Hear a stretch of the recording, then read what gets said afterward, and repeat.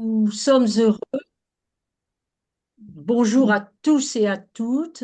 Nous sommes très heureux d'accueillir aujourd'hui, dans le cadre des rencontres de la CEPFE, Marie-Jo Thiel, qui va nous parler des problèmes, de nos préoccupations, des préoccupations de la CEPFE. Alors, je vais donc laisser la parole à notre modérateur, Patrice Dunois-Canette, qui va mieux présenter l'œuvre de Marie-Jo Thiel. Alors, Lucie. voilà, Patrice, à toi. Voilà, merci. Chacune et chacun ici ce soir, Marie-Jo Thiel, souhaite vite vous entendre et serait certainement fâché d'une présentation qui reprendrait, pour la développer, celle que l'invitation à cette rencontre fait. Je vais donc simplement, manière de rappeler et saluer votre engagement de médecin en éthique, votre travail de théologienne outillée pour comprendre le fonctionnement à la fois du corps et de la psyché, non pas citer vos titres universitaires, en médecine, en théologie, vos activités de recherche et d'enseignement, vos activités administratives universitaires, vos activités de pratique éthique, ni non plus les distinctions que vous avez reçues. Bon, vous m'excuserez, mais rappelez brièvement vos domaines de recherche et quelques titres des ouvrages, contributions ou articles que vous avez publiés, puis, sans vouloir aucunement laisser à penser que votre réflexion pourrait être contenue dans quelques haïkus japonais courts, vous empruntez quelques phrases en rapport avec la question au programme de cette soirée. Alors, vos domaines de recherche, très courts, bioéthique et éthique médicale, fin de vie, soins palliatifs, sexualité, genre, violence sexuelle et abus dans l'Église, éthique du soin et vulnérabilité. Parmi vos ouvrages ou contributions, articles, je ne peux naturellement pas les évoquer tous. Je citerai sans ordre de parution, lu certainement par beaucoup d'entre nous, les uns et les autres, réunis ce soir. Je citerai donc La joie de la vie, un parcours d'éthique théologique, Au nom de la dignité de l'être humain, Faites que je meure vivant, vieillir, mourir, vivre, plus fort car vulnérable, ce que nous apprennent les abus dans l'Église, De la tutelle à la capacitation, l'avenir des femmes dans l'Église, votre contribution au livre Se réformer ou mourir, hein, cette théologienne prenne la parole sur l'avenir de l'Église. Ce sont les femmes qui réformeront l'Église catholique, une institution en crise ou bien une crise institutionnalisée dans l'Église déchirée, les 10 relations déshumanisantes du cléricalisme dans Tentation du cléricalisme, enfin, on va tout citer, le mariage, horizon indépassable d'une réflexion théologique contemporaine sur la famille, avortement et contraception, un jugement éthique équivalent, point d'interrogation. Vos domaines de recherche et les titres des livres ou articles nommés disent ce que réclame, exige, s'aventurer en éthique, ce que c'est que tenir un discours éthique théologique.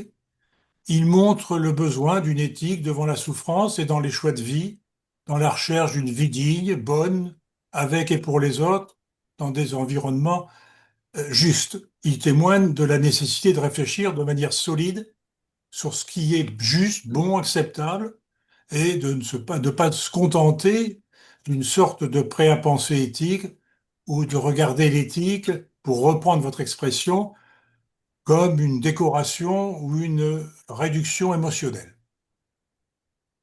Venons-en à la question qui nous retient ce soir et que porte votre dernier ouvrage, La grâce et la pesanteur, le célibat obligatoire des prêtres en question. Les documentaristes Éric Colomer et Rémi Bénichou, Le célibat des prêtres, le calvaire de l'Église sur Arte, Désobéir pour accomplir son humanité et sa vocation, soutiennent que plus de la moitié des prêtres ont des compagnes ou des compagnons et avancent que certaines études portent même cette proportion à plus de 70%. Peu importe, comédie, hypocrisie, l'Église ne peut ignorer ou n'ignore sans doute pas cette réalité.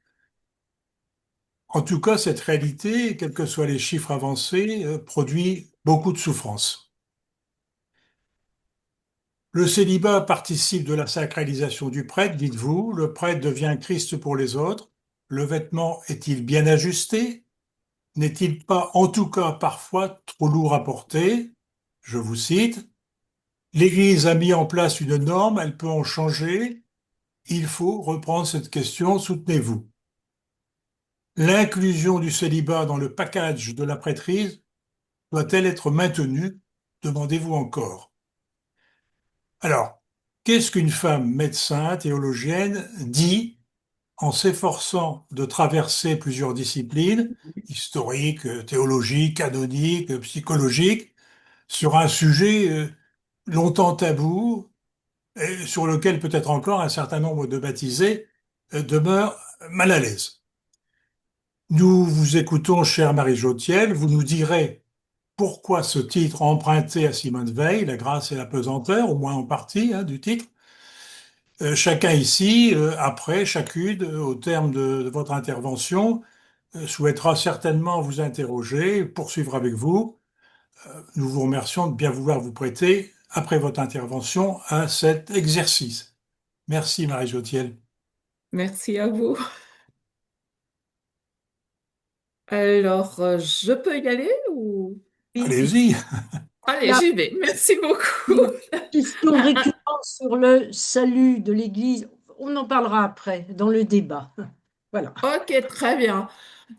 Oui, j'ai choisi cet ouvrage parce que non pas comme ça, parce qu'il rejoint très profondément la question des femmes.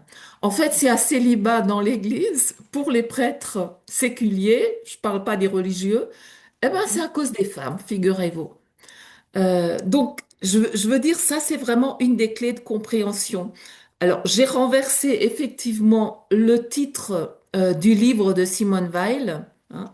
J'ai mis la grâce en premier, la pesanteur en deuxième, parce que je pense que l'appel de Dieu, quel qu'il soit, pour tout être humain, homme et femme, est une grâce.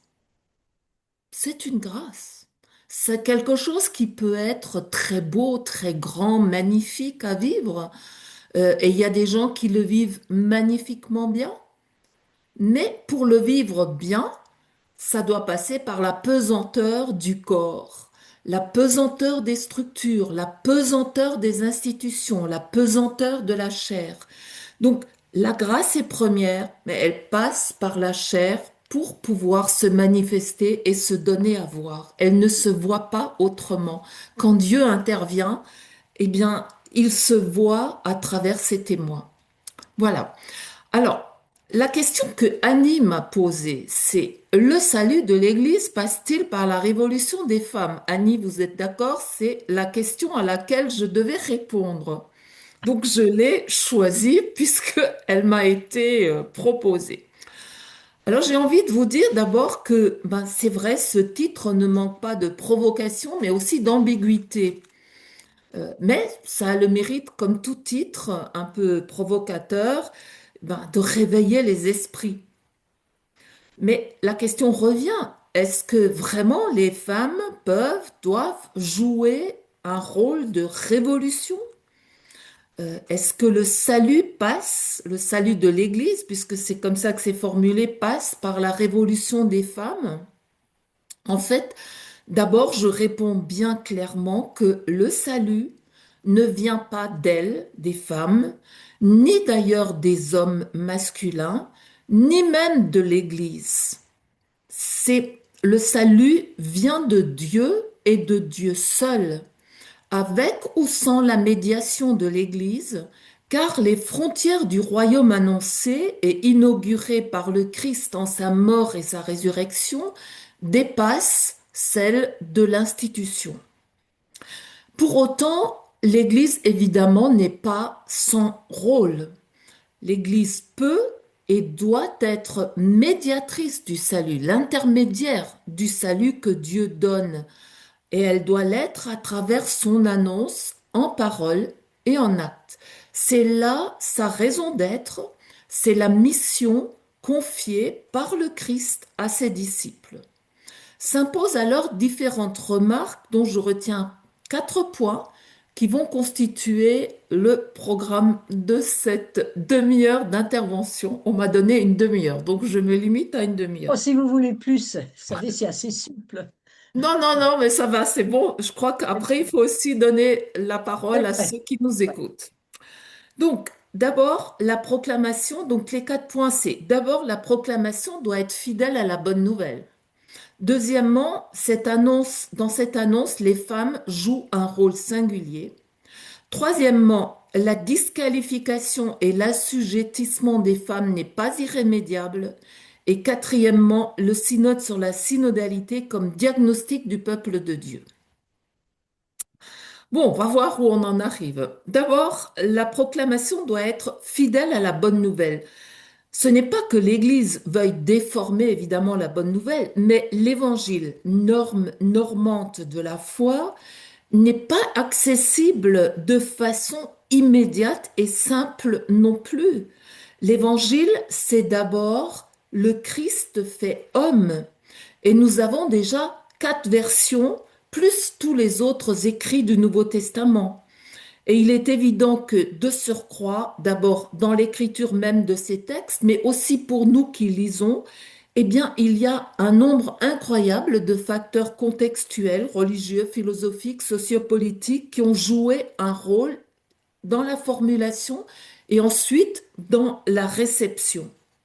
Et dans certaines réceptions, dans certaines interprétations, en particulier concernant les femmes, je dirais que l'attitude de Jésus dans sa vie historique, qui a été révolutionnaire à l'égard de tous les sans-voix de son temps, dont les femmes faisaient partie, eh bien cette approche-là, elle s'est plus ou moins rapidement estompée. Et le travail sur l'obligation du célibat des prêtres illustre cela avec force. Le premier Paul, et Sylvaine l'a écrit aussi dans son dernier bouquin, le premier Paul avait conféré d'importantes responsabilités communautaires aux femmes.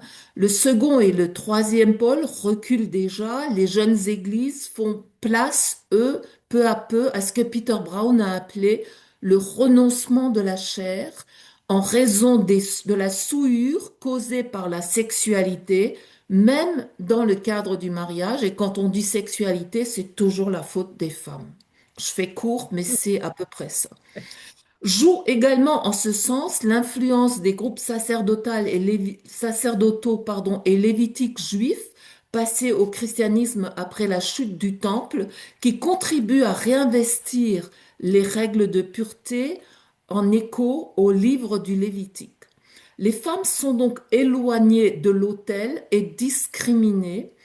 Les clercs mariés sont invités progressivement à renoncer à la sexualité, puis à renoncer à leur conjointe porteuse d'impureté, puis, troisième temps, à rester célibataires et donc continents, à l'instar, et ça c'est un autre point qui a joué, de l'idéal du monachisme, les moines, les religieux, les pères du désert, le monachisme qui se met en place parallèlement.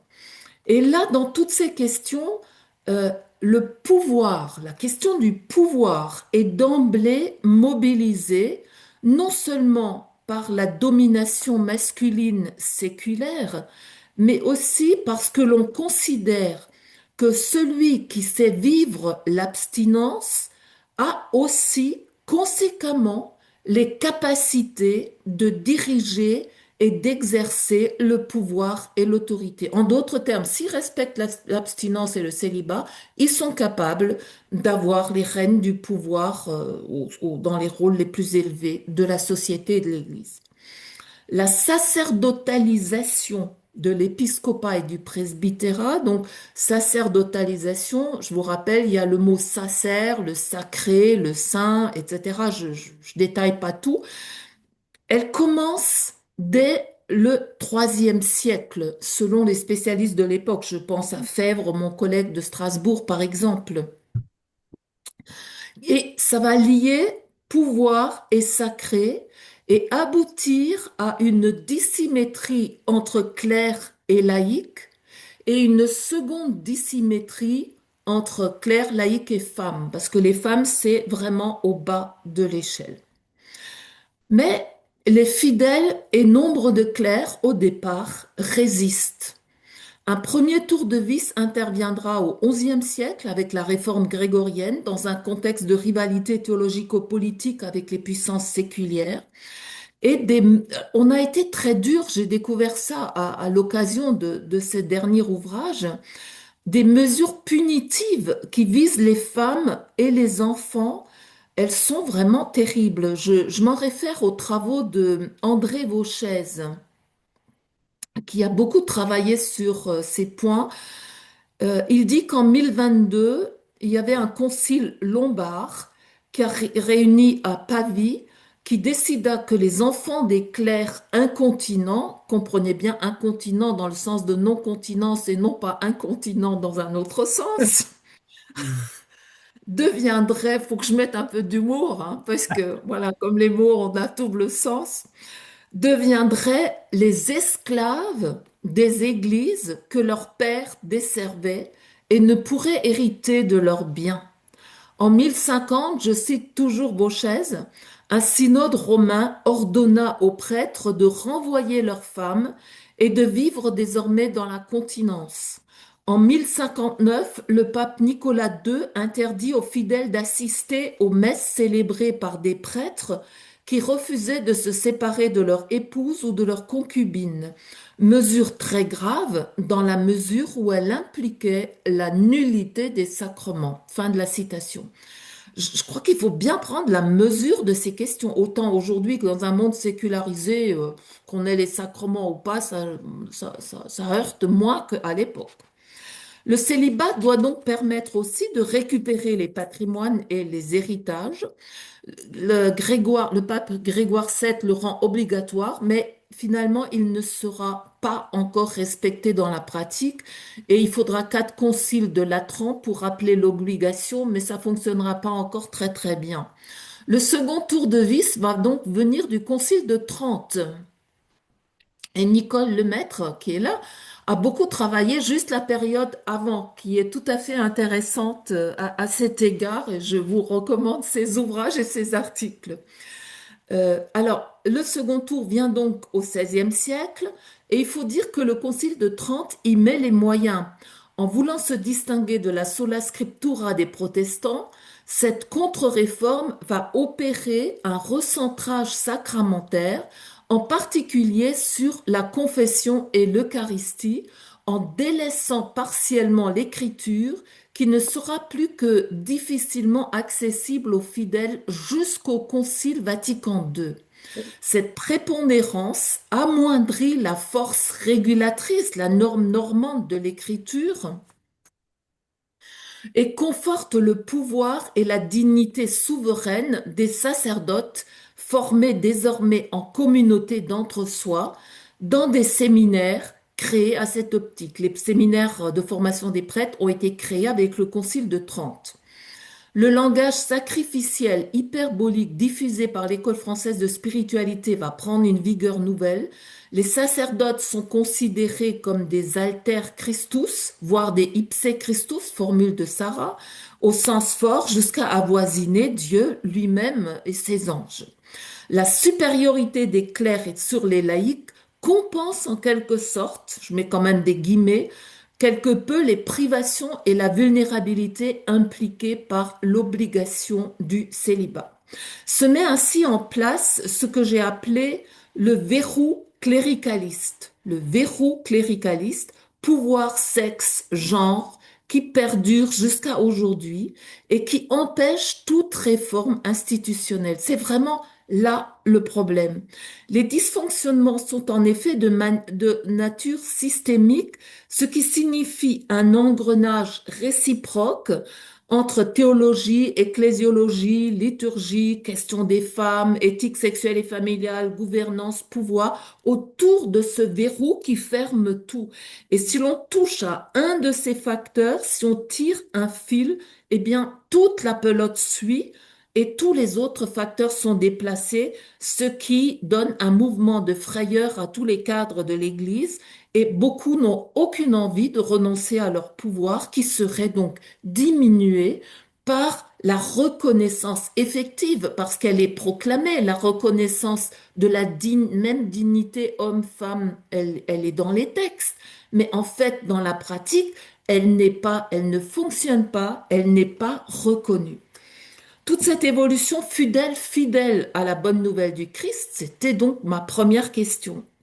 Alors, je vous laisse répondre à la question. Dans l'annonce de la bonne nouvelle, les femmes jouent un rôle singulier. C'est mon deuxième point. Il s'enracine dans le premier point, qui surtout finalement annonce la bonne nouvelle, sinon les femmes. Alors, peut-être que de ce point de vue-là, on peut dire que les femmes réformeront l'Église, puisque même sans avoir le pouvoir, elles sont aux manettes. La sécularisation avançant à grands pas, les clercs n'étant pas souvent intéressés à la présence quelque peu invisible du terrain, ben, ce sont les femmes qui, en grande majorité, vont assurer toutes les activités catéchétiques, éducatives, d'accueil à l'église, dans les presbytères, l'animation de base. Et ainsi, elles rencontrent le peuple de Dieu dans ce qu'il a de plus commun et lui transmettent au fond la bonne nouvelle en parole et en acte. Elles n'ont pourtant une reconnaissance minime et n'ont en général aucune fonction délibérative et décisionnelle, sauf les quelques femmes que François a mis en place à la curie romaine et quelques femmes qui remplacent les chanceliers actuellement dans les évêchés. Ça commence à changer selon la croix. Vous avez vu l'article comme moi. De plus, il n'est pas rare qu'elles soient malmenées parce que elles sont dans une position subalterne et elles sont assez souvent victimes d'abus psychologiques, de pouvoir de conscience, avec ou sans agression sexuelle, parce qu'il n'y a pas toujours besoin d'agression sexuelle. Bon, ça se complique encore un peu plus s'il y a des agressions sexuelles. Bon, une fois qu'on a dit ça, il faut quand même regarder aussi ce qui se passe actuellement. Je dirais que quand je regarde aujourd'hui par rapport à il y a 50 ans ou il y a 40 ans, 30 ans, les femmes, et d'une façon générale les laïcs d'ailleurs, pas seulement les femmes, mais les femmes plus que les hommes, faut le dire, sont de mieux en mieux formées, contrairement aux générations précédentes. Elles osent parler et dénoncer les abus et les violences dont elles sont victimes, elles et les enfants et d'autres personnes fragiles. Elles sont assez courageuses pour contrer le hiérarchalisme, le patriarcalisme qui demeure très prégnant. Elles puisent dans les écritures et les sciences humaines l'audace pour réagir, trouver l'attitude adaptée. Bien sûr, on n'est pas arrivé au bout. Bien sûr, c'est difficile. Bien sûr, elles se font rabrouer, mais il y a malgré tout euh, une avancée à mon sens. Et pour avancer, je dirais que les femmes peuvent s'appuyer sur des figures féminines, en particulier dans l'écriture. On leur raconte un tas de choses, mais finalement, certaines figures de l'écriture ont connu des situations un peu comparables de discrimination, de mise à l'écart, etc. Comme on est au temps de l'Avent, j'ai pris la figure d'Élisabeth. La figure d'Élisabeth en Luc 1, elle est très intéressante. Elle ne manque pas de nous stimuler actuellement. L'épouse docile de Zacharie, dont on attendait seulement la passivité. Cette femme discriminée par sa stérilité, dont on attendait seulement qu'elle reste dans l'ombre et qu'elle se taise. Elle ose interpréter la tradition et contrer les hommes et le clergé masculin du temple dans le nom qu'elle va donner à Jean. Pas besoin d'évoquer un munus docendi. Elle ose ne pas aller dans le sens d'une certaine tradition conférant aux enfants le nom d'un membre de la parenté. En s'ouvrant à l'audace de son Seigneur, Elle invite les hommes et les femmes autour d'elle à comprendre les situations et donc à discerner à partir des éléments contextuels d'une part, et d'autre part, de ce que Dieu lui dit à l'oreille, parce qu'elle prête attention à l'Esprit Saint qui lui parle. Élisabeth ne fait pas sienne une tradition fossilisée, parce qu'elle la juge fossilisée, mais la tradition vivante. Elle ne fait pas sienne un mythe sur la religion de toujours, au nom d'une soi-disant Église de toujours pour nous, qui n'a jamais existé. Elle se situe dans une tradition vivante dans laquelle elle tient un rôle actif et audacieux. Elle choisit d'adopter le récit nourri des Écritures et de sa longue expérience humaine de femme âgée stérile, un récit qui lui permet de vivre et de faire vivre. On pourrait dire la même chose de Marie en Luc 26, 38, qui témoigne de la même hardiesse quand l'ange lui annonce qu'elle va être enceinte, qu'elle enfantera un fils. Marie est troublée, et comment ne le serait-elle pas?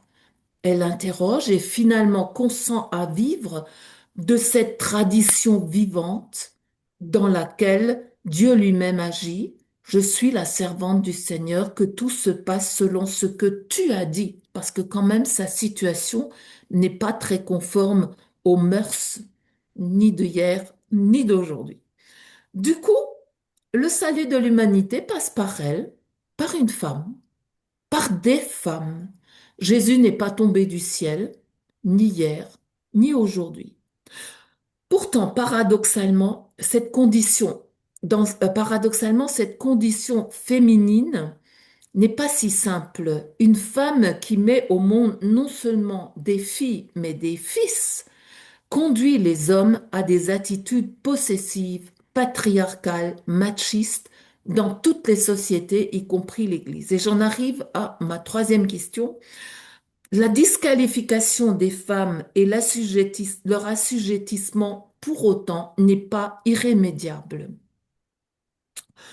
Une fois Jésus monté au ciel et l'apôtre Paul mort, les jeunes communautés laissent progressivement monter en elles la suspicion, je l'ai dit tout à l'heure, à l'égard des femmes, à cause de ce verrou cléricaliste, pouvoir, sexe, genre.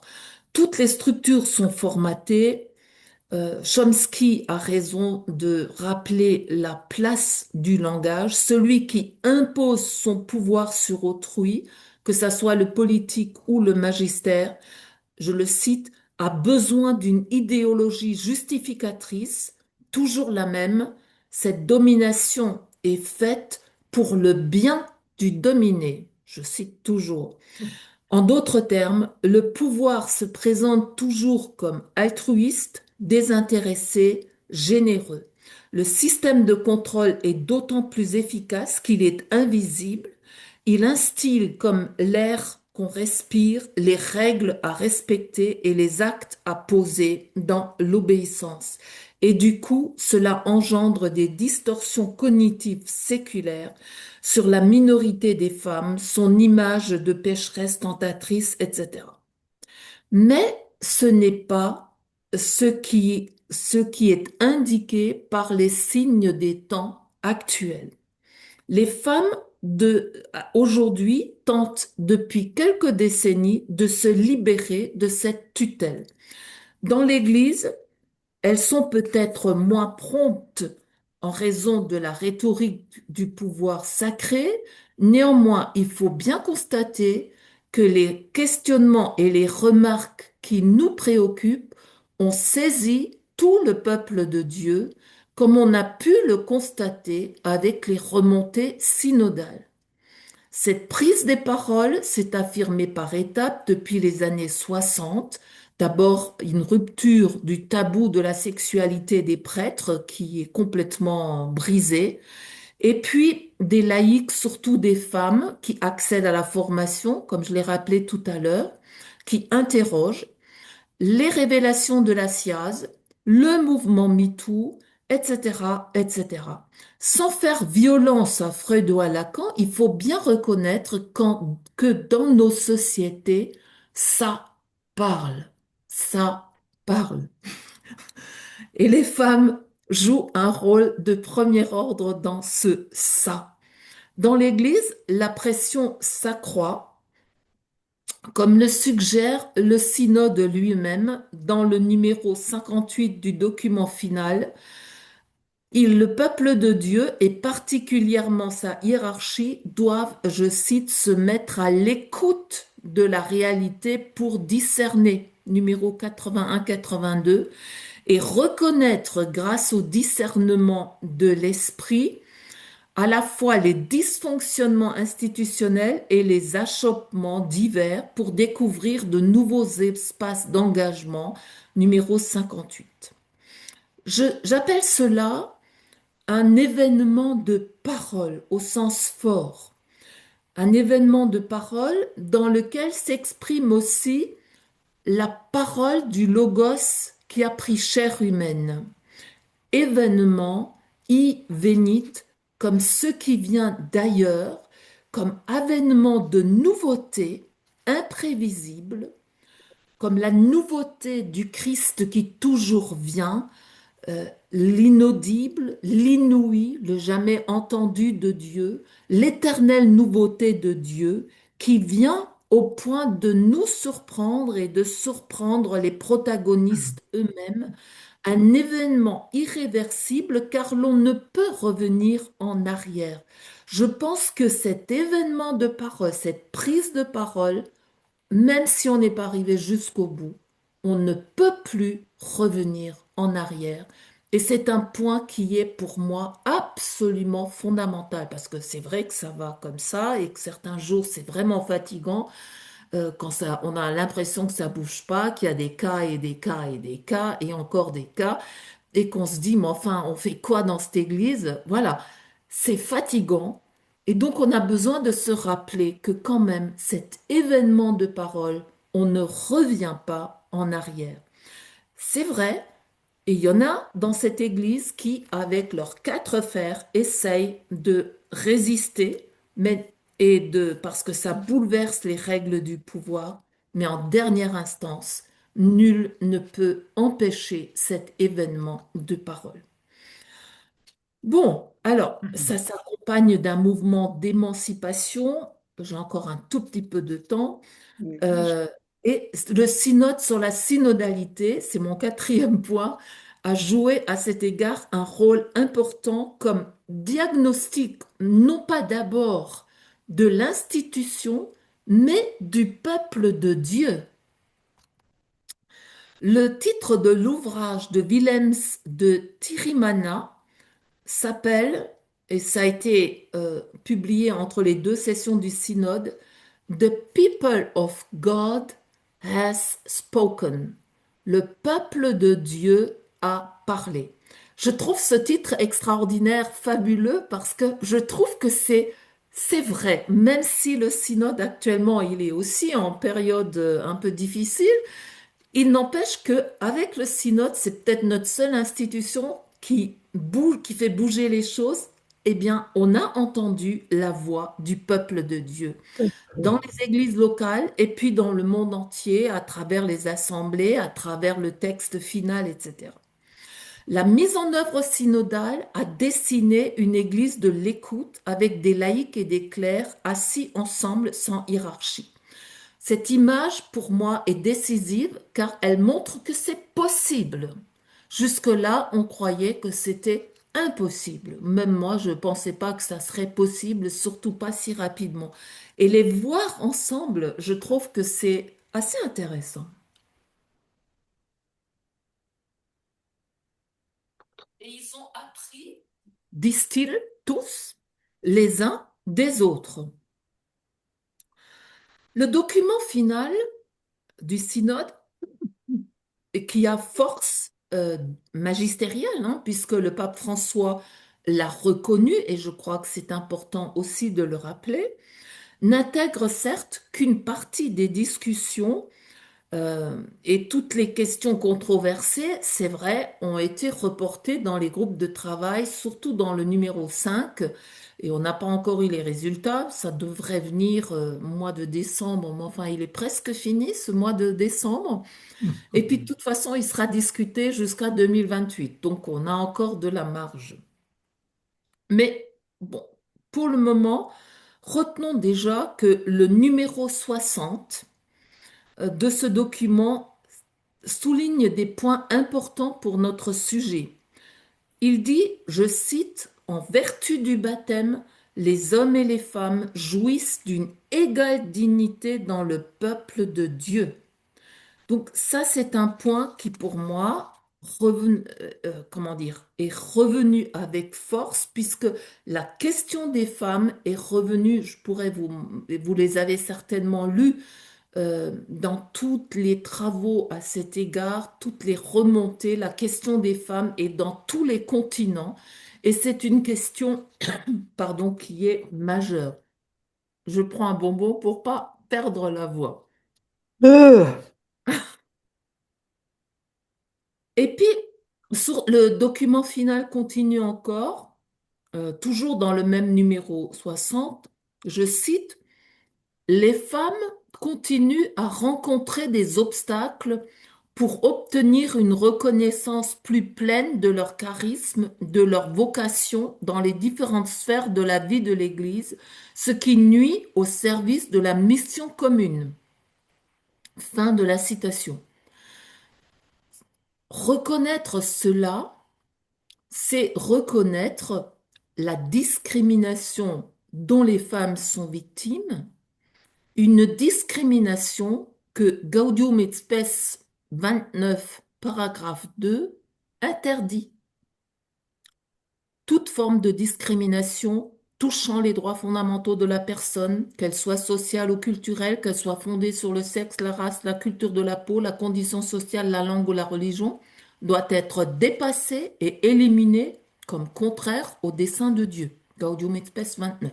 On ne peut pas être plus clair. Le document final reconnaît aussi que ces obstacles, je cite, contredisent les Écritures qui attestent du rôle prépondérant de nombreuses femmes dans l'histoire du salut.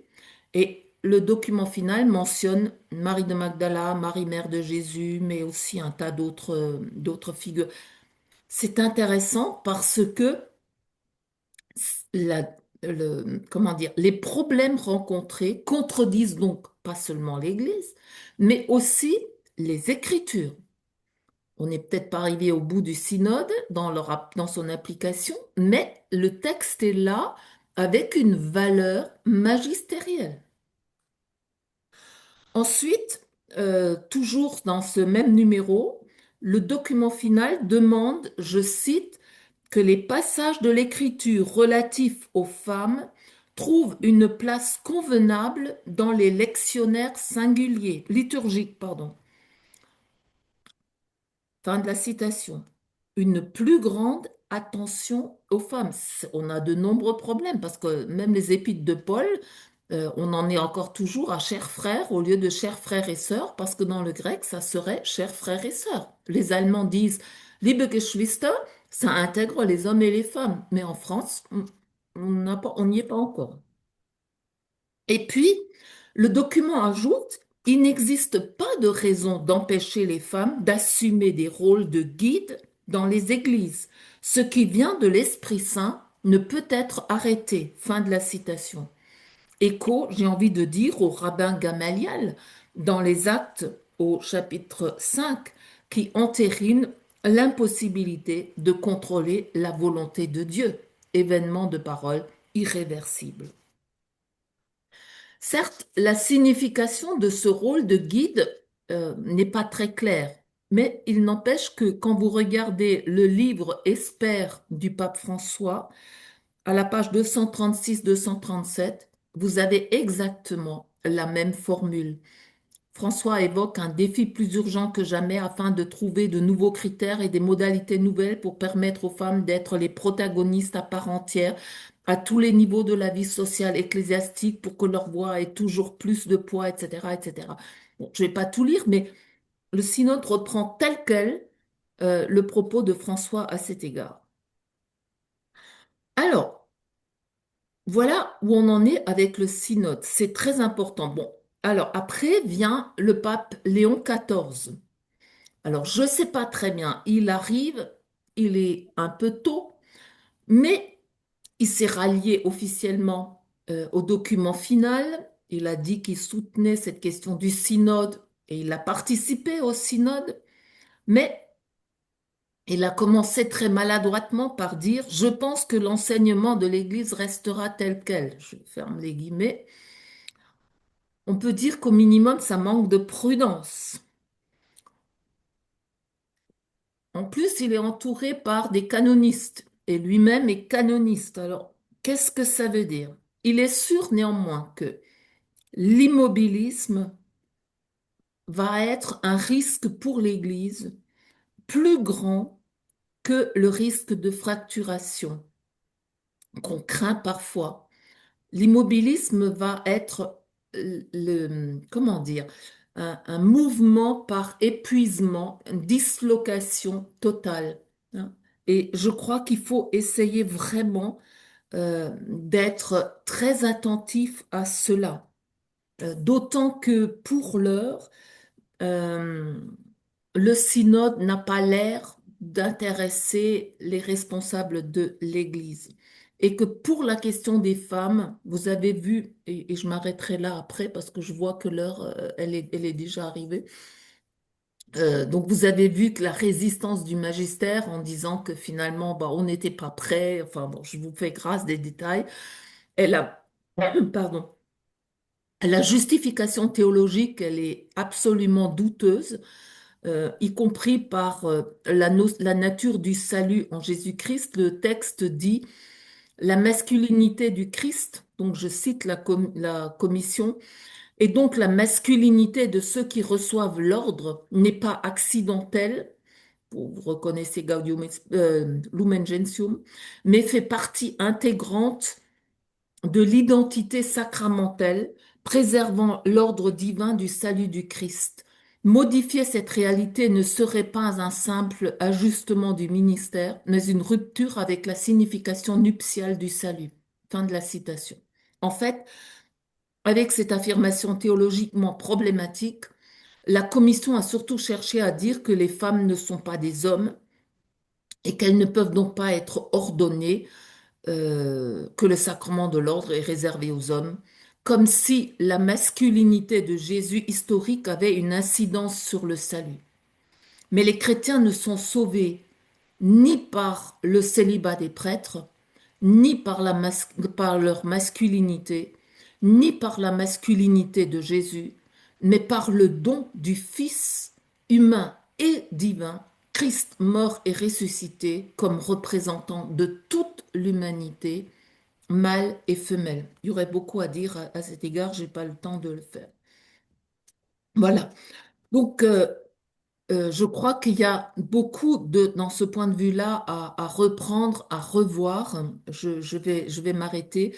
Dans la Réformation, j'en parle dans le dernier chapitre de mon ouvrage où j'ouvre des pistes, surtout trois pistes, et l'une d'entre elles, c'est la perspective charismatique, reconnaître les ministères à partir des charismes Oui. et du coup les hommes et les femmes dans une réelle égalité, et ce qui enlèverait enfin cette espèce de supériorité masculine, porteuse de pouvoir, etc.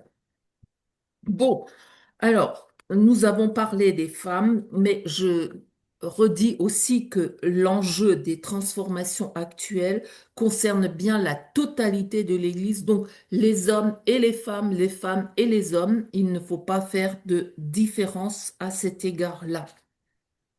Le moment que nous vivons est douloureux, comme toute épreuve de vérité, mais essentiel, kairos de la liberté de la parole en Église. de la bonne nouvelle du Christ, car toujours compte pour nous l'inattendu du Dieu qui vient et qui vient aujourd'hui. Il faut que l'Église saisisse cette chance, car elle en sortira aguerrie. Voilà. Merci beaucoup de votre patiente écoute.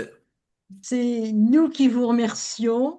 Ouais. Et alors, chacun prend la parole, mais chacun lève la main ou chacune lève la main, enfin Patrice va le répéter, pour que... Nicole, je vois. Hein? Oui, Nicole et ensuite Sylvaine. c'est cela. Oui, j'avais pas levé la main, je m'étais contentée d'applaudir, mais ça fait rien. Je garde la parole. Je me demandais si vraiment euh, changer un- une règle millénaire sur le célibat allait régler les problèmes.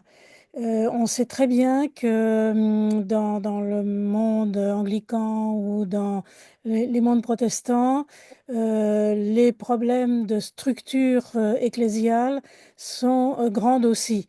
Donc, ce serait une libération pour les prêtres. Je ne suis pas très sûre que les jeunes prêtres qu'on forme actuellement soient prêts à admettre qu'on va leur changer la vie. J'ai des souvenirs quand je racontais à la Catho de Paris que dès le XVIe siècle, les statistiques montraient que au moins 25% des prêtres étaient concubinaires. Les séminaristes me disaient, vous avez tort, c'est pas vrai, pourquoi vous révélez des choses pareilles? Voilà. Donc, je suis un peu sceptique sur simplement l'allègement du célibat. Mhm. Alors, c'est la question du célibat est une question parmi d'autres, hein. Oui, C'est ça la question. Euh, je l'ai prise parce que tout le monde dans la société, on a tendance à dire le célibat est la cause des abus, ce qui n'est pas juste. Sinon, on n'aurait pas autant de cas d'inceste. oui, Donc, il oui. fallait reprendre la question depuis le commencement, comprendre pourquoi il y a un célibat. Et là, on découvre qu'en fait, le célibat est lié à la question des femmes. Et ça, c'est extrêmement problématique. Et au fond, vous arrivez à ce verrou cléricaliste. C'est l'ensemble de ce verrou qu'il s'agit de remettre en cause, c'est-à-dire la question du pouvoir, la question des femmes, la question de l'éthique sexuelle et familiale, la question des ministères, etc. Parce que toutes ces questions sont liées. La question Le du pouvoir, célibat je à suis lui tout seul, à ça fait d'accord. suffira pas. D'ailleurs, je dis d'ailleurs même qu'il faut commencer par ordonner des hommes mariés, mais ça suffira pas non plus dans la perspective ou que l'on pense actuellement, parce que il voudrait qu'un veuf ne soit plus, ne puisse plus se remarier, mais c'est un peu ridicule, etc. Donc ça va. Il faut vraiment accepter de repenser les ministères Oui, dont oui, nous avons besoin l'ensemble en des Église. ministères, La bien question sûr. du diaconat, elle est intéressante, mais Oui, je suis pas comment dire, convaincue oui. absolument parce que le problème, si on ordonne des femmes diacres dans une église cléricaliste, ça sert à rien parce qu'on Sont continue cléricales. le cléricalisme. La question, elle est plutôt, est-ce qu'on va enfin ouvrir à la question des ministères?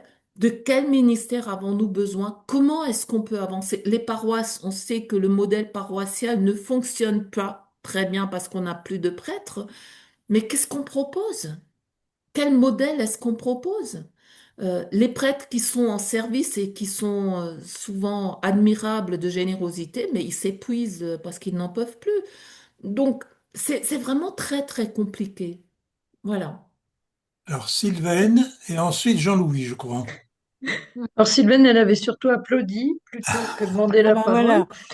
Mais, mais je te trouve bien optimiste en disant qu'il n'y a pas de retour en arrière, qu'il n'y aura pas de retour en arrière.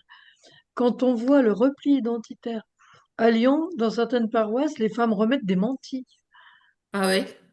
Donc, j'en suis à me demander si vraiment tu penses qu'il n'y aura pas de retour en arrière. Ouais, je pense. tu penses? Parce ouais, je le pense vraiment. Parce qu'en fait, on met en exergue ces mouvements identitaires. Hmm. Mais c'est pas le fond. Euh, Oui, mais c'est pas le j'ai fond. peur que le fond, enfin que les chrétiens que nous sommes finissent par fuir l'institution.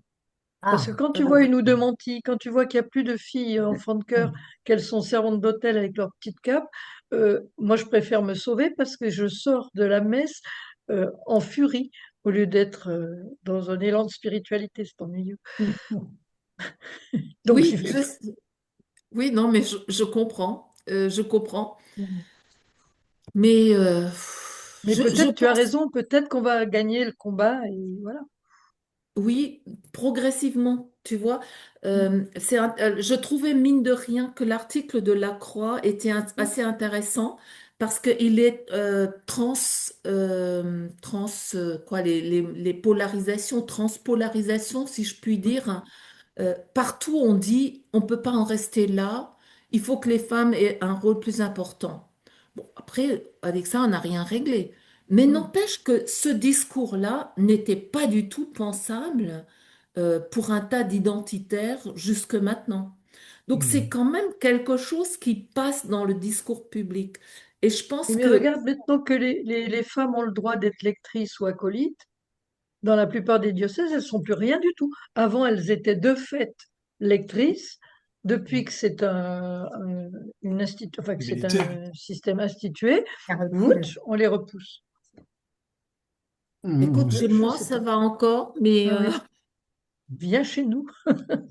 non, non, je préfère pas. En Non, tout mais cas, merci beaucoup. je vois en tout cas beaucoup de problèmes avec les Pètres Fidei Donum, par contre, Bien sûr. qui sont toujours dans un espèce de patriarcalisme très Ouais. dur. Et c'est pas la solution parce que ils manquent à leur pays et ils viennent chez nous. Ils sont généreux, ok, mais c'est pas la même culture et je crois qu'il faut qu'on réfléchisse. De toute façon, c'est pas ça ce qui va sauver l'Église. Mhm. Alors Jean-Louis n'a pas Jean-Louis Loirat. Jean-Louis, il n'a pas de... Voilà, il a allumé son le micro. micro, Voilà. le micro. Merci beaucoup, mais on est déjà dans la discussion de la question que je voulais poser, mais je la pose. Bon, Vas-y. doit-on stratégiquement, tactiquement, passer par la case femme diacre, femme prêtre, ou aller directement au ministère confié temporairement à un certain nombre de baptisés formés, etc., sur de nouveaux ministères. Et a-t-on besoin de prêtres? Parce que, et qu'est-ce qu'un prêtre? Qu'est-ce qu'un prêtre? Parce que, bon, on peut être gentil avec nos jeunes gamins africains, mais enfin, je ne sais pas ce qu'ils font. Hein. Ils sont, je ne vais pas faire des remarques racistes parce que les jeunes prêtres, de la même manière, ne sont pas du tout ni dans le sens du concile, ni dans le sens du récent synode, même si, comme vous l'avez dit, madame, ce sont des textes et ils demandent, ils marquent des bornes, certes, mais on n'en est pas là. Mais comme je suis pessimiste, je suis plein d'espérance. Merci.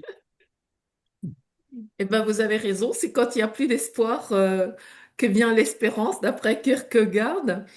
Bien, non, mais je pense qu'en fait, comment dire, il faut reprendre la question des ministères, comme je viens de le dire à l'instant, et que c'est par ce biais-là, en réfléchissant ensemble, qu'on acceptera d'aller de l'avant. Ça va pas se faire du jour au lendemain. Ce qui est sûr, c'est que ordonner actuellement des femmes, c'est juste reproduire l'Église cléricaliste. Ça mène à pas grand-chose si on n'a pas une vraie réflexion de fond. Et ça passe par des étapes.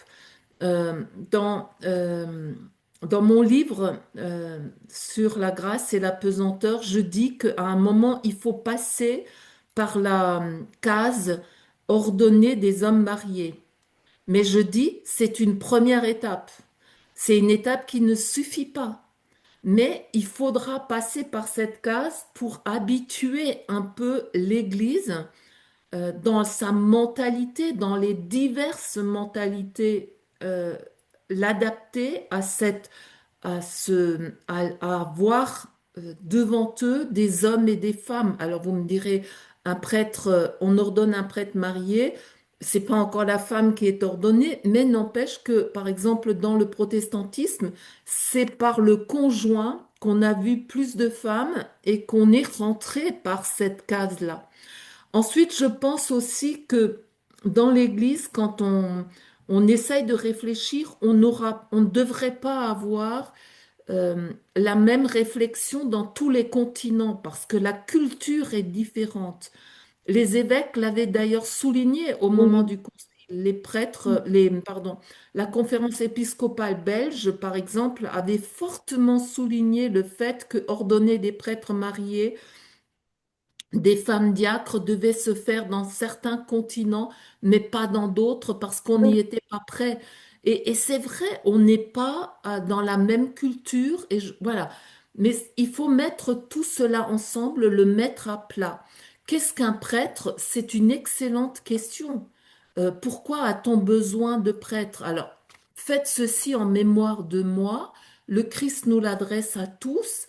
Il n'empêche que le prêtre a plus que, plus que la fonction de répéter cela, il doit le faire de manière à ce que les personnes comprennent. Il doit annoncer en parole et en acte cette réalité sacramentelle. Il n'est pas supérieur aux personnes à qui il s'adresse, mais il doit être solidement formé. Et je pense que en tant qu'il doit rester un prêtre, doit rester un pasteur pour le troupeau. Ça veut dire qu'il a une fonction de leadership. Paul, l'apôtre, ne connaissait comme structuration de l'Église que celle qui passe par les ministères, la reconnaissance des charismes. Et cette reconnaissance des charismes, pour moi, devrait se faire de façon, c'est ce que j'explique aussi dans le dernier chapitre, de façon extrêmement large.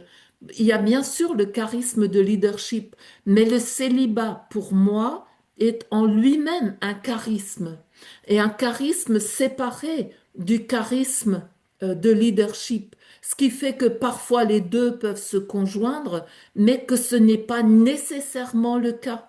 On peut avoir quelqu'un qui est d'ailleurs pas dans le leadership, pas dans la prêtrise, et qui a un charisme du célibat, un religieux, une religieuse, une personne consacrée, ont ces charismes-là, sans, ou même un célibataire tout court, hein, les instituts séculiers, etc.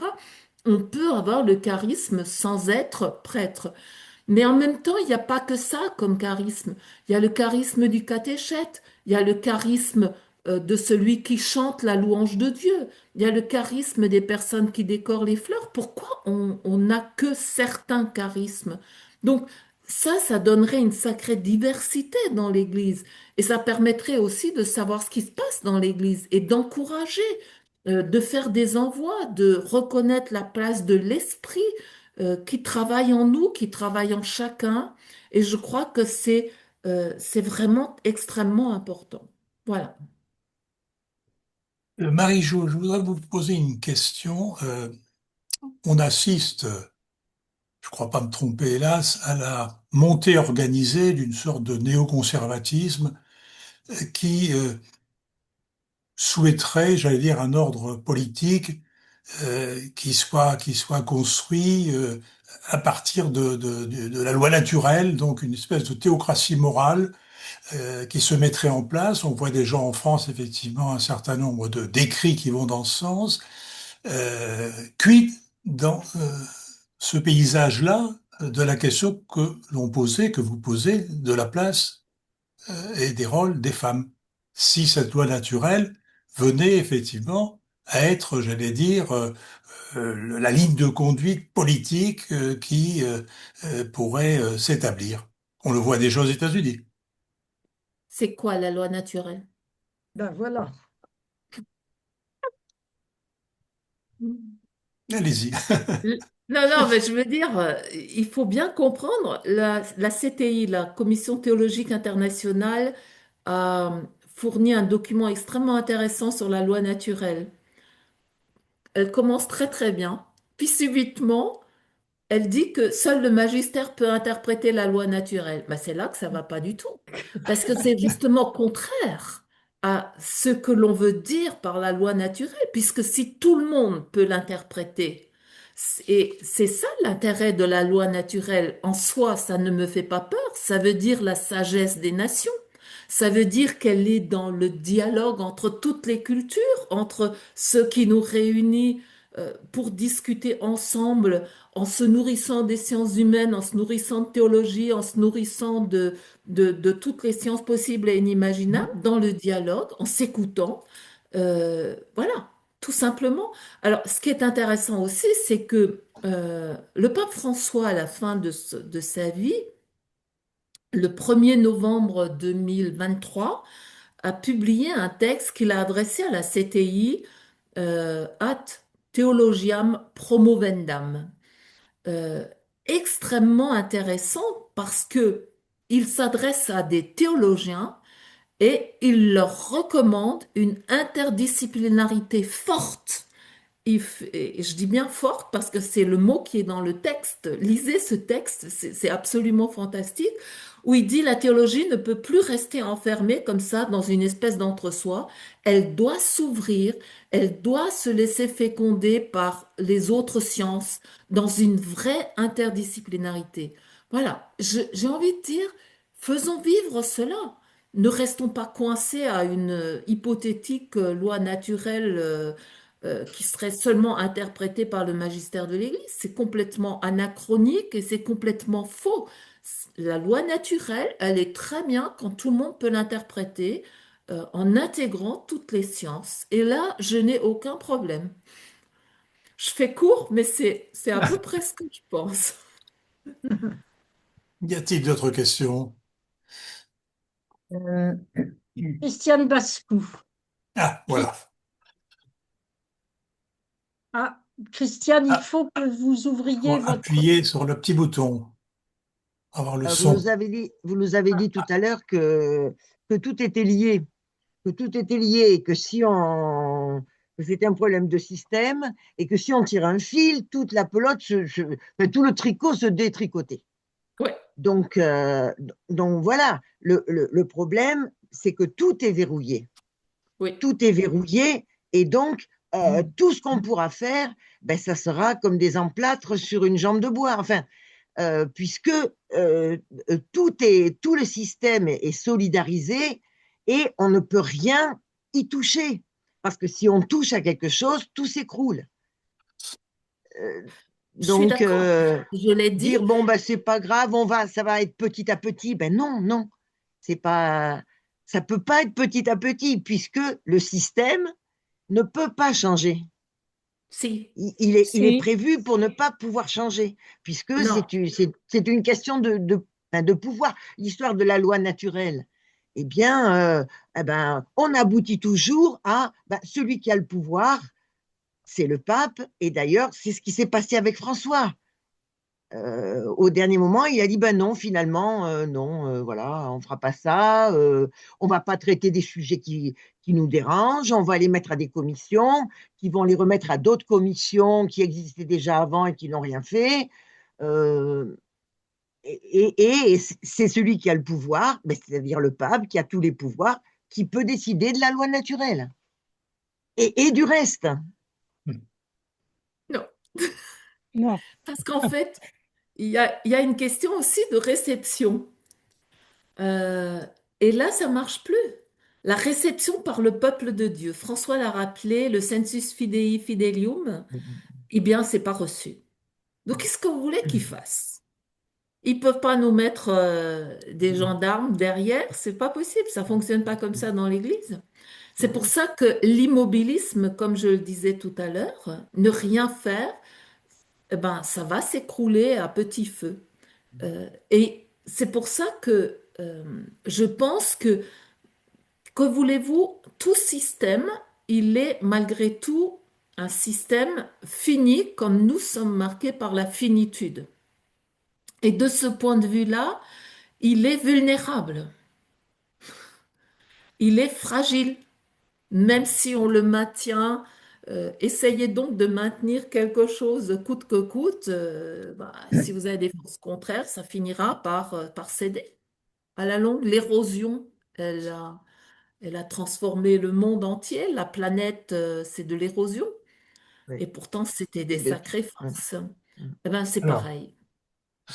Ouais. Marguerite et ensuite Nicole, je crois, non? Non? Monsieur Alors, Rousselot, Marguerite et... c'est Voilà, Marguerite, Marguerite. d'accord. D'accord. Euh, alors c'est vrai que c'est verrouillé, on a l'impression toujours que c'est verrouillé, mais d'un autre côté, on a des très beaux textes qui sont pas appliqués, donc comme Marie-Jotil vient de le rappeler. Et d'autre part, on a aussi quand même des beaux textes comme euh, qui n'ont pas de langue de bois comme l'Évangile, où on peut, ou même l'Écriture, certains Paul, bon, qui nous permettent d'avancer. Et alors finalement, je me dis, au lieu de nous attaquer à des choses qui sont construites de façon presque dogmatique, enfin disons avec une doctrine très très affirmée, au lieu d'essayer de passer aux prêtres mariés, puis de là aux femmes mariées, aux femmes prêtres, etc., on pourrait laisser cette voie-là à ceux qui veulent la pratiquer. Et nous, comme vous disiez, euh, organiser des nouveaux ministères de toutes sortes, comme on voit fleurir tant et plus dans l'Évangile. Et ils sont pas nommés comme ça, mais aussi chez Paul ou dans les premiers pères. Bon.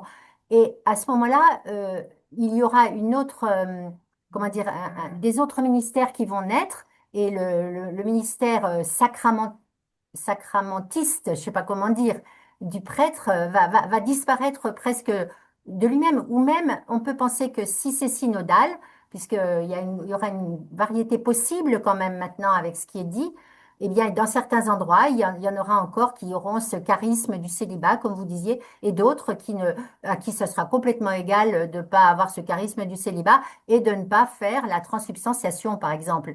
Et on reviendra, à mon avis, beaucoup plus près de l'évangile comme ça aussi. Voilà. Mais moi, je trouve qu'il y a deux chemins et moi, j'ai beaucoup plus envie de me battre pour le deuxième chemin que pour le premier. Mhm. Oui, je vous écoute, je prends acte.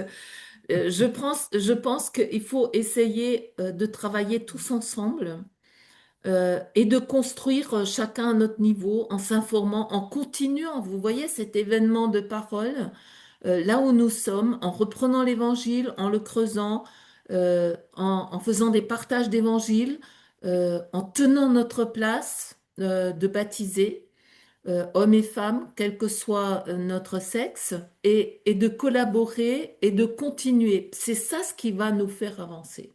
Je pense que c'est le seul moyen que nous avons. Voilà, parce que la révolution, ça n'existe pas.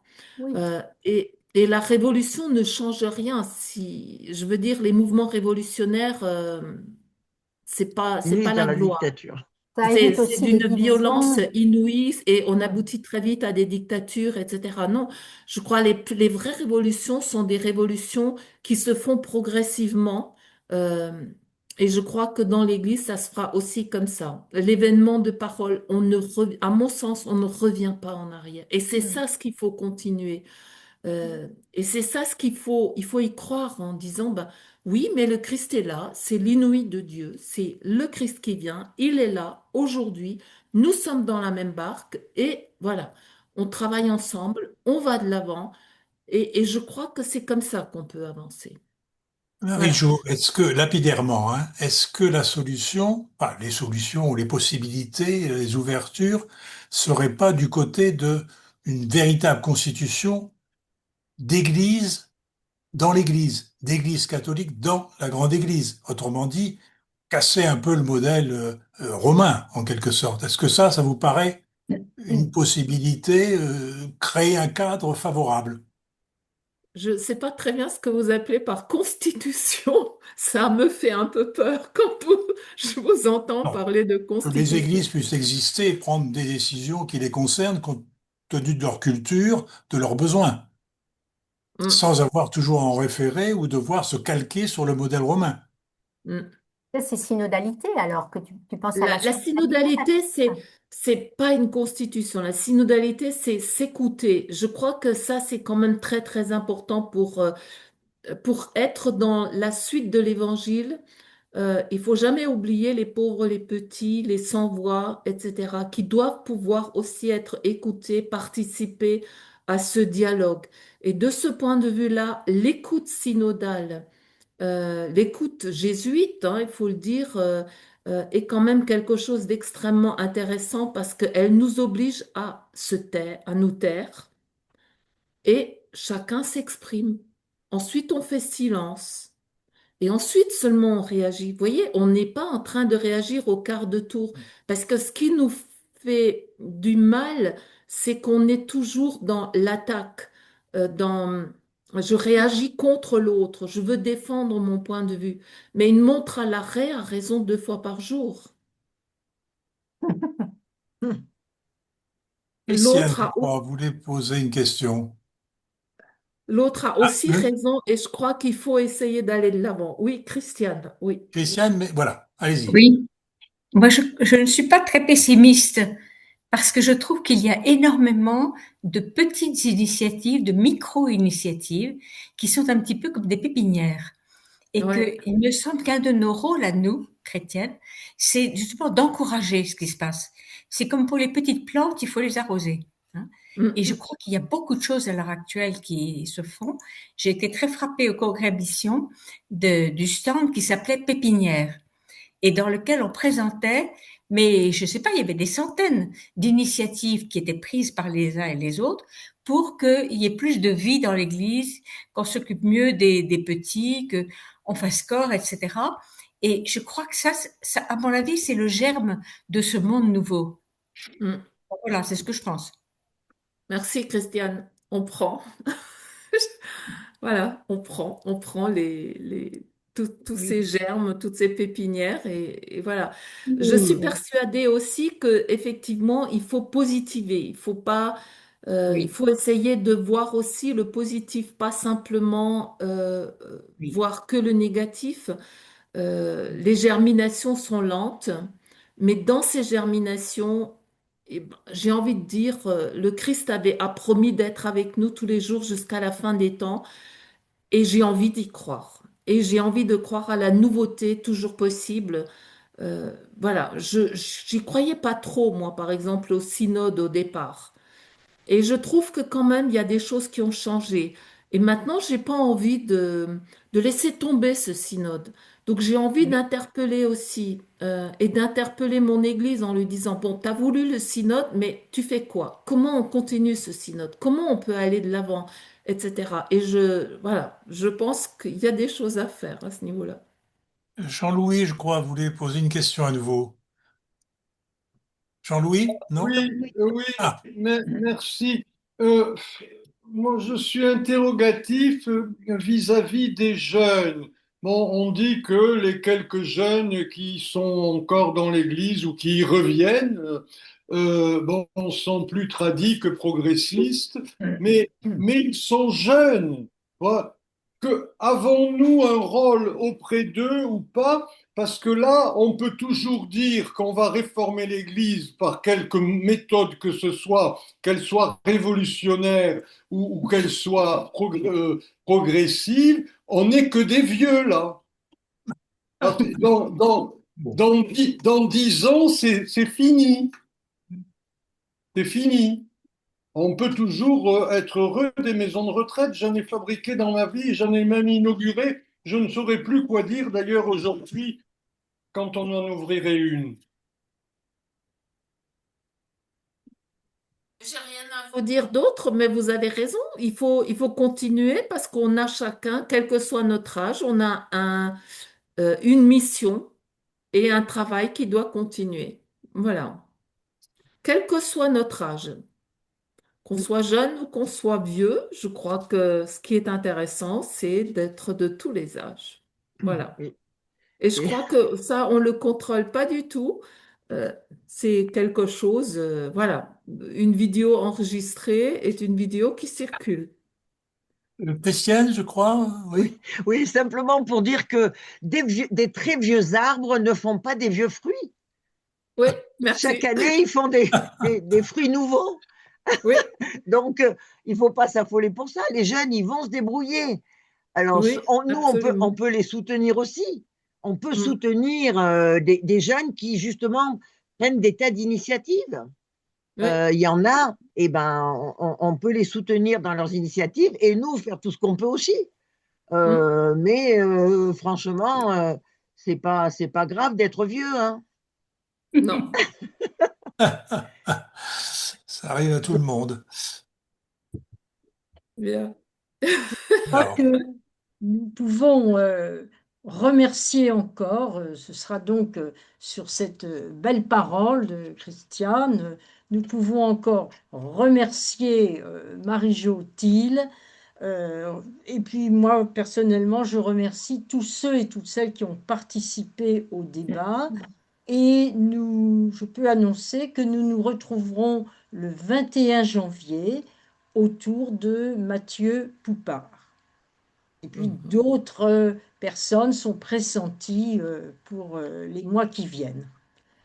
Alors, au revoir à tous et à toutes. Et merci Merci encore. beaucoup. Merci. et Au Merci revoir. beaucoup. À au bientôt. revoir, bonne soirée. Au revoir. À Et bientôt. L'année prochaine. Bon Ah Noël à oui, tout le monde. Ah oui, Joyeux Noël, bonne année. Joyeux Noël et bonne merci. année à tout le monde. Bonsoir. Bonsoir. bonsoir. Alors, j'essaye de... Toc, toc, toc. Coucou Marie, je t'avais pas vu. Salut Marguerite. Voilà.